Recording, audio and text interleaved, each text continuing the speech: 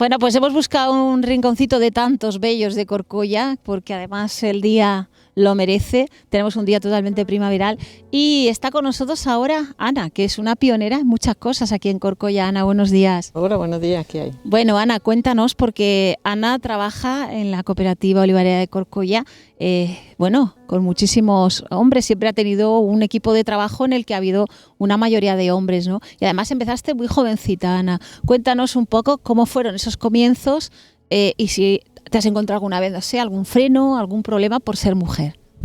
Bueno, pues la verdad que no, yo entré aquí muy jovencita, terminé FP y de momento me buscaron aquí a trabajar y me vine muy joven y al principio, bueno, chocaba ver una mujer en una cooperativa de hombres, pero luego con el tiempo sin problemas, ya vino también otra compañera mía también, somos dos mujeres en oficina y problemas con nuestros compañeros ninguno y con los socios para nada, chocaba un poco, pero luego nosotros ni hemos tenido discriminación ninguna, ni por salario, ni por el tema de machismo, ni nada. Hemos tenido nuestros derechos y sin problemas, nos hemos llevado bien con todo el mundo. Sí, que además, ¿crees que puede ser quizá también no solo ser mujer o ser hombre, sino igual una cuestión de carácter, de que eres una persona con carácter? Bueno, no creo que carácter, nosotros nos caracterizamos por hacer las cosas lo mejor que podemos y informar al socio de todo y estamos a su disposición, que es para eso, para lo que estamos aquí trabajando, para luchar por sus intereses y poco más. Supongo que en estos 40 años habrá habido una evolución muy grande también aquí en la cooperativa, Sí, que es pionera sí. casi de la número 1, ¿no?, de las cooperativas asociadas a la Estepa. Sí, nos asociamos a la Estepa cuando la Estepa inició y bueno, cambios, claro, muchísimo. El tema informático brutal, porque nosotros hacíamos todo a mano en un libro y cambiamos al tema de informática y, hombre, nos costó trabajillo, pero bueno, echándole ganas, la verdad que lo conseguimos. Y luego cambios de todo tipo, el agricultor también ha cambiado mucho en su forma de elaborar, las liquidaciones también han cambiado mucho, ahora se prima mucho calidad y claro. Hay que renovarse continuamente, claro, ¿no?, en este también trabajo. Hay que decir que tenemos la presidenta nuestra es verdad, mujer, es que sois una cooperativa también. un poco pionera en todo, ¿no? Porque aparte de que estáis también pionera en calidad y en prevención de riesgos, etcétera, porque esta cooperativa tiene mucha actividad. Creo que no sé cuántas personas trabajan en esta cooperativa. Unas 15 personas o así trabajamos durante todo el año. Bueno, en campaña algo más y luego durante el año creo que somos 9 o 10. Pero bueno, ya es un número importante. Sí, no sé cuántos socios tiene la cooperativa. Así, pues iremos ya por unos 400, un volumen importante. 500 socios, sí. Además hacéis tanto aceituna de mesa, ¿no?, como aceituna para aceite, para molino, ¿no? Y bueno, en esos tantos años, supongo que te habrás tenido tus problemas porque tú también has hecho tu vida familiar, o sea, te has casado, tienes hijos, claro. Y bueno, ¿cómo has podido compaginar que el estar trabajando desde tan jovencita, pues no sé, cuando has sido madre, cuando tus hijos eran pequeños, a la hora de la educación de tus hijos? Hombre, nos costó un poco más de trabajo que ahora, porque evidentemente cuando nosotros empezamos a trabajar aquí no había guardería en el pueblo, por ejemplo. Entonces teníamos que depender de la familia, de nuestras madres generalmente. Y luego el tema de la educación, pues bueno, yo he procurado educar a mis hijos en el estudio, en que se formen y tengan su futuro, con mucho más trabajo que en una ciudad, por ejemplo, porque estamos en una aldea y todo tenía que ser a través de transporte, ya de pequeños tienen que ir a Badolatosa, luego van a Estepa, poco a poco te vas despegando de ellos, pero bueno, lo que quieres es que tengan un buen futuro, que de eso se trata y de educarlos pues lo mejor que podemos. Y a la hora de, ¿crees que has hecho alguna diferenciación, porque creo que tienes hijo e hija, por sexo en algún tipo de, no sé, a la hora de colaborar o de tareas de casa, a la hora de que quisieran estudiar una cosa u otra, y también un poco cómo ha sido la relación ahí con tu marido a la hora si ha habido consenso para tema educativo, para muchos temas que se plantean en la vida cotidiana, porque al estar tú trabajando también él quizá pues haya tenido que poner más de su parte, ¿no?, también en la casa. Claro, sí, en la casa tenemos que involucrarnos todos, quizás no todo lo que la mujer queremos, porque eso pasa en casi todas las casas, pero bueno, tenemos ayuda y los hijos pues tú procuras en toda la medida que sean por igual. Quizás no todo, pero he procurado siempre que tengan igualdad y por supuesto que estudien lo que ellos han querido, eso no me cabe la menor duda, lo que a ellos les ha gustado y lo que han querido. ¿Cómo ves tú a las mujeres de Corcolla y de Badolatosa? ¿Ves, ha habido una evolución? ¿Cómo ves en general? Porque parece que a veces, viviendo en un municipio que está alejado un poco de lo que es la capital, ¿no? Pues parece que a veces cuesta un poquito más evolucionar en algunos aspectos, o es la creencia que hay. Sin embargo, ahora la información llega a todas partes. ¿Tú cómo ves en general? De hecho, aquí en Corcoya, por ejemplo, tenemos mujeres en muchos puntos de trabajo, en fin, que la mujer está equiparada prácticamente al hombre, ¿no? Pues yo pienso que la evolución, como en cualquier ciudad, igual, a nivel de pueblo, porque hay mucho menos de todo, pero también tenemos mujeres que trabajan en oficinas, mujeres que trabajan, que son profesoras, que claro, evidentemente no trabajan aquí porque aquí no hay ese puesto, pero que han salido de aquí del pueblo y que las mujeres yo creo que tienen hoy toda la información que puedan tener en cualquier ciudad. Yo veo que la evolución puede ser muy similar.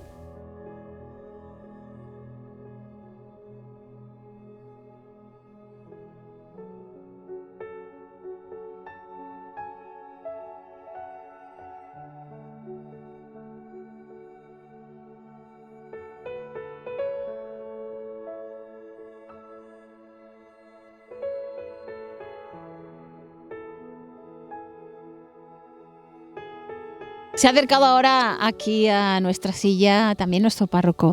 Manuel, buenos días. Manuel, también queremos conocer un poquito tu testimonio, tus vivencias, ¿no? De cómo ves tú la evolución que tú has visto, por lo menos a nivel de cuando tú eras pequeño con tu familia, ¿no? Creo que en tu caso, además, sois chico y chica, tienes una hermana. Un poco a la hora de educaros vuestros padres, si se notaba, ¿no?, esa reminiscencia, ¿no?, que había, pues más que, digamos, patriarcal, o más de que la mujer tenía un papel concreto, ¿no?, que no podía tener un hombre.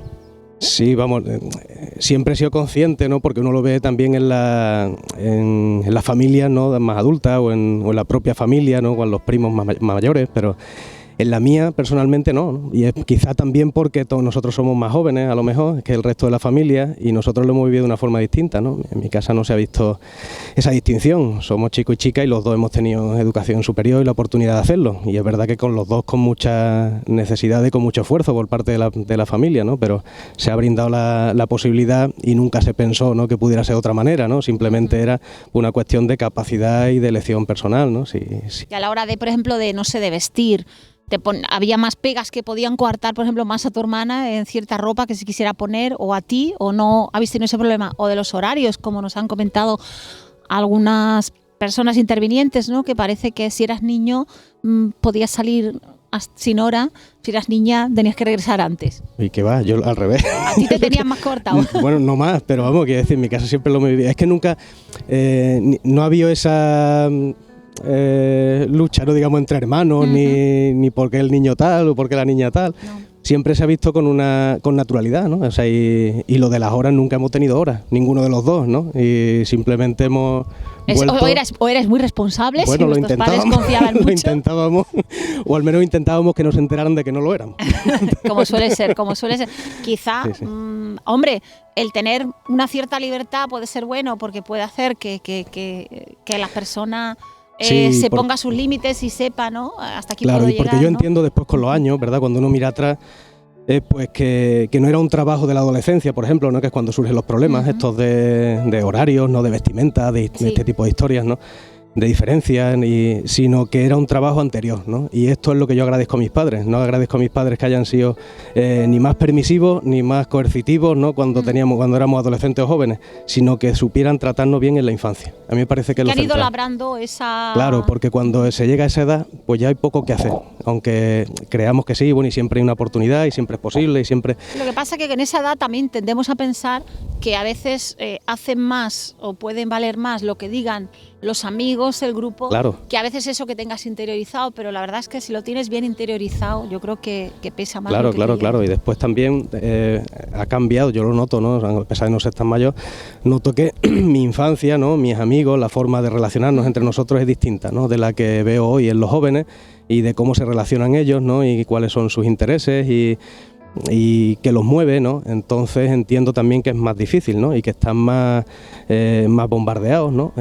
Y están, bueno, yo creo que están más forzados, ¿no?, a formar parte de un rebaño y hacer las cosas de una forma determinada, ¿no? Entonces yo creo que era más fácil antes en ese sentido, ¿eh? Este mundo de la globalización no nos está viniendo nada bien para algunas cosas. Pues sí, ¿no? claro, tiene muchas ventajas, muchísimas, y nos hace estar en un pañuelo y ser conscientes de los problemas de un sitio y de otro y de hacernos cargo de problemas distintos en distintos sitios, pero también heredamos, ¿no?, con mucha facilidad pues también las cosas malas, ¿no?, y las cosas que no nos convienen y lo que nos hace peores, ¿no? Eso también somos capaces de comunicarlo inmediatamente y somos capaces de imitarlo y somos capaces pues de llevarlo eso en un pueblo pequeño, ¿no?, de la sierra, pues se vive exactamente igual o muy parecido, ¿no?, la juventud a como vive en una ciudad, ¿no?, probablemente. Y eso es fruto también de esto, ¿no?, con sus ventajas y sus inconvenientes.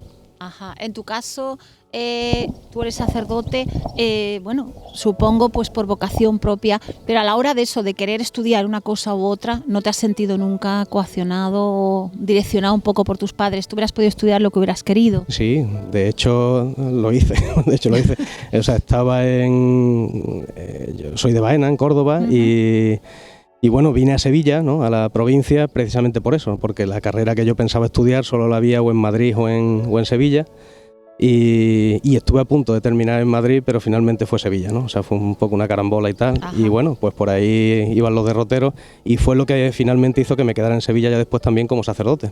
Ajá. Y bueno, pues, o sea, pero nunca hubo ningún problema, ¿no?, ni con los estudios, ni con las elecciones, ni con la... De hecho, es curioso, pero los dos hemos estudiado carreras científicas, ¿no? Sí, que parece que tuviera que estar, ¿no? Parece que antes, de hecho, hace poco se conmemoró el Día de la Mujer y la Niña en la Ciencia.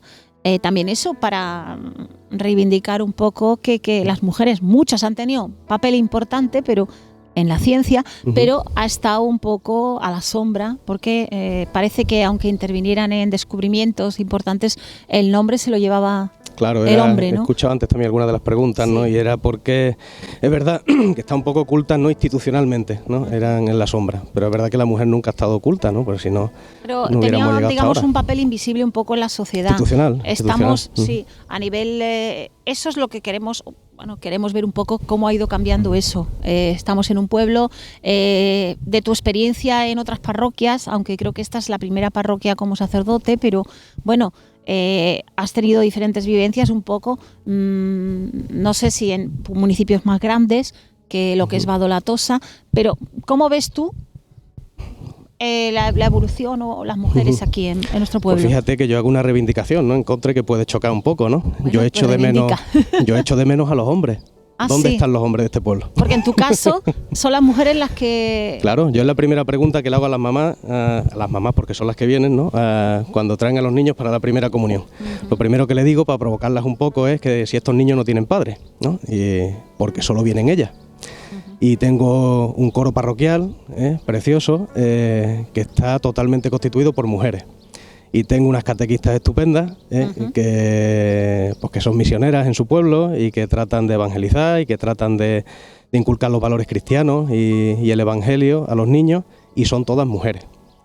Entonces, bueno, pues yo me uno, ¿no?, a vosotras. Hay tareas que parece que solo pertenecen a las mujeres. Pues a eso quería yo llegar, que hablamos de que hay una evolución importante, pero se está viendo que luego en la vida diaria parece que muchos temas relacionados con la educación de los niños, a nivel, pues en el caso de la catequesis o la primera comunión, como hablaban algunas otras personas intervinientes a la hora de reuniones de colegio, etcétera, parece que mayoritariamente son los padres. Y hay casos en los que puede ser efectivamente que el padre en ese momento, ese horario, esté trabajando y no pueda asistir, pero que incluso aunque pudiera, me ha pasado a mí, con mi marido, decirle, ay, pues a mí me viene mal, ¿por qué no vas tú? Dice, ¿cómo vienes yo? O sea, allí no van más que mujeres.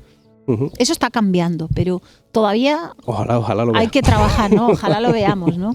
Ojalá lo vean, ¿no? Y vengan también.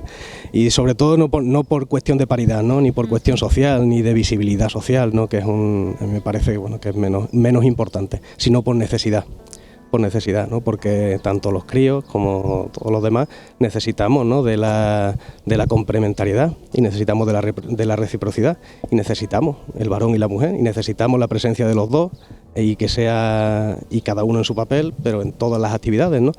No tiene por qué haber cosas exclusivas, ¿no? Es verdad que no hay tareas exclusivas, ¿no? Pero sí que es verdad que hay actitudes exclusivas, y sí es verdad que hay formas de ser exclusivas, sí que es verdad que hay sensibilidades exclusivas, eso sí, pero todo lo demás, todo lo que tenga que ver con las tareas y las competencias, al revés, lo que debe ser recíproco y complementario, ¿no? Tienen que estar los dos. y si no, cojeamos de una pata, ¿no? Sea lo que sea, ¿no? Igual que también hay cosas que parece que únicamente pertenecen a los varones, ¿no? En el caso de que los haya, porque también ahora estamos viviendo que hay muchos tipos de familia, ¿no? Que ya sería otro tema, ¿no? Estamos en una sociedad tan avanzada en la que ya no es la familia madre-padre, hay muchos tipos de familia, hay familias monoparentales, hay familias de 2 padres, de 2 madres, en fin, eso ya sería un tema para tratar en otro momento, ¿no? Pero bueno, lo importante es que si están, ¿no?, las personas que formen esa familia tienen que estar, digamos, tanto una como la otra, en la vida, en la educación y en todo de toda la familia, que eso sí es importante. Manuel, además, bueno, también el papel de la Iglesia también poco a poco cuesta, ¿no? Pero está evolucionando o tiene que ir evolucionando. De hecho, se está viendo, ¿no?, en cosas que, bueno, el Papa Francisco cuando habla de cosas que igual antes eran impensables, ¿no? Porque las mujeres también pues han tenido menos un papel secundario. Yo por eso decía que es igual, ¿no? Es por el papel de la mujer siempre ha sido imprescindible y siempre ha sido patente en la Iglesia. Lo que pasa es que ha estado oculto. Es simplemente igual, ¿no? Institucionalmente, o sea, la visibilidad, es con lo que no se contaba, ¿no? Y es verdad también pues que en algunos cargos de decisión, ¿no? Pero no simplemente porque tuvieran que aparecer, ¿no?, o por cuestión de paridad, ¿no?, ni por igualdad, sino porque es necesario. O sea, que es necesario, se necesita el papel de la mujer en la dirección, en la toma de decisiones, en la sensibilidad, a la hora de acometer pues la misión, a la hora de tener la opinión, ¿no? O sea, se necesita. Entonces, y siempre se ha contado con ella. Lo que pasa es que nunca ha tenido la visibilidad que debiera, ¿no? Podríamos decirlo así, hemos estado en la sombra, ¿no? Claro, ya es hora de salir a la luz, ¿no? Es verdad, mira, yo te digo, ¿no? Yo no sé si esto después lo recogeré o no. Bueno, tú cuéntanos.